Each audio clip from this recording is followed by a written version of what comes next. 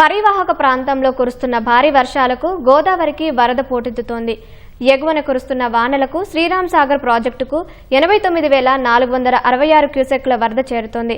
శ్రీరామ్ సాగర్ పూర్తి నీటి మట్టం 1091 అడుగులు కాగా ప్రస్తుతం 1081 అడుగులకు చేరింది. పూర్తి నీటి నిల్వ సామర్థ్యం 80.5 టీఎంసీలు కాగా ప్రస్తుతం నీటి నిల్వ 53 టీఎంసీలకు చేరువైంది.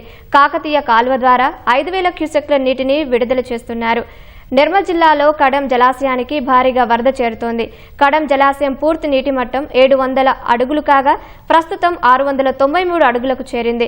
జలాశయం 12 గేట్లు ఎత్తి 1,10,849 క్యూసెక్ల నీటిని విడుదల చేస్తున్నారు. పెద్దపల్లి జిల్లా శ్రీపాద ఎల్లంపల్లి ప్రాజెక్టులోకి వరద నీరు భారీగా చేరుతోంది. ఈ ప్రాజెక్టు పూర్తి నిల్వ సామర్థ్యం 20 టీఎంసీలు కాగా ప్రస్తుతం 15.5 టీఎంసీలకు చేరింది.